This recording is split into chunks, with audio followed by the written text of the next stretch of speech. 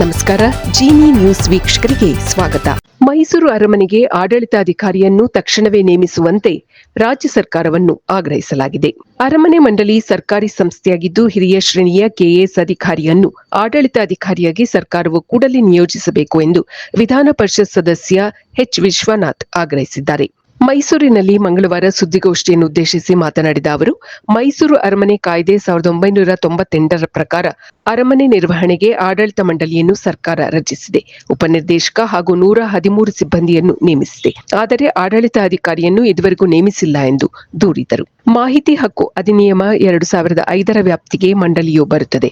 ಆದರೂ ಆಡಳಿತ ಮಂಡಳಿಯು ಸ್ವಾಯತ್ತ ಸಂಸ್ಥೆ ಎಂದು ಅಲ್ಲಿನ ಅಧಿಕಾರಿಗಳು ಕಳೆದ 14 ವರ್ಷದಿಂದ ಪ್ರತಿಪಾದಿಸುತ್ತಾ ಬಂದಿದ್ದಾರೆ.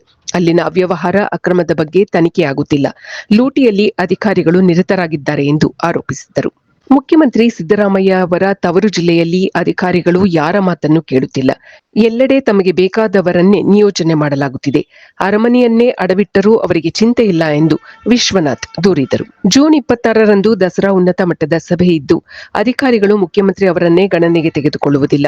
ಪ್ರವಾಸಿಗರ ಟಿಕೆಟ್ ದರ ಏರಿಕೆ ಮಾಡಲಾಗಿದೆ.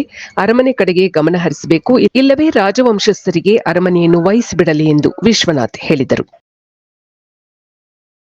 ಮಗ ತಮ್ಮನ್ನು ವೃದ್ಧಾಶ್ರಮಕ್ಕೆ ಸೇರಿಸಿದ್ದಕ್ಕೆ ಮನನೊಂದ ವೃದ್ಧ ದಂಪತಿ ಆತ್ಮಹತ್ಯೆ ಮಾಡಿಕೊಂಡಿರುವ ದಾರುಣ ಘಟನೆ ಬೆಂಗಳೂರಿನ ಜೆಪಿ ನಗರದ 8ನೇ ಹಂತದಲ್ಲಿ ನಡೆದಿದೆ.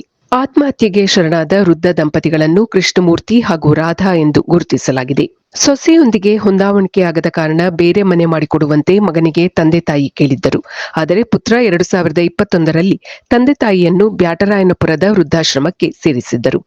ಬಳಿಕ 2023ರಲ್ಲಿ ತಂದೆ ತಾಯಿಯನ್ನು ವಾಪಸ್ ಮನೆಗೆ ಕರೆದುಕೊಂಡು ಬಂದಿದ್ದರು. ವೃದ್ಧಾಶ್ರಮದಿಂದ ವಾಪಸ್ ಬಂದ ನಂತರವೂ ವೃದ್ಧ ದಂಪತಿಗೆ ಮತ್ತೆ ಮನೆಯಲ್ಲಿ ಹೊಂದಾಣಿಕೆಯಾಗಿರಲಿಲ್ಲ. ಹೀಗಾಗಿ ಕಳೆದ ತಿಂಗಳು ಮತ್ತೆ ಬನಶಂಕರಿ ನಗರದಲ್ಲಿರುವ ವೃದ್ಧಾಶ್ರಮಕ್ಕೆ ತಂದೆ ತಾಯಿಯನ್ನು ಪುತ್ರ ಸೇರಿಸಿದ್ದನು. ಪ್ರಕರಣದ ಬಗ್ಗೆ ವೃದ್ಧಾಶ್ರಮದವರು ಪ್ರತಿಕ್ರಿಯೆ ನೀಡಿದ್ದು, ಟಿವಿ ನೋಡುವ ವಿಚಾರಕ್ಕೆ ದಂಪತಿಗಳ ಮಧ್ಯೆ ಗಲಾಟೆಯಾಗಿತ್ತು ಎಂದು ತಿಳಿಸಿದ್ದಾರೆ. ಆತ್ಮಹತ್ಯೆ ವಿಷಯವನ್ನು ಪುತ್ರನಿಗೆ ತಿಳಿಸಲಾಗಿದೆ. ತಲಘಟ್ಟಪುರದ ಪೊಲೀಸ್ ಠಾಣೆಯಲ್ಲಿ ಅಸಹಜ ಸಾವು ಪ್ರಕರಣ ದಾಖಲಾಗಿ ಪೊಲೀಸರು ತನಿಖೆ ಮುಂದುವರೆಸಿದ್ದಾರೆ. ಇದು ಈ ದಿನದ ಸುದ್ದಿ. ನಿರಂತರ ಸುದ್ದಿಗಳಿಗಾಗಿ ವೀಕ್ಷಿಸುತ್ತಿರಿ ಜೀನಿ ನ್ಯೂಸ್. ನಮಸ್ಕಾರ.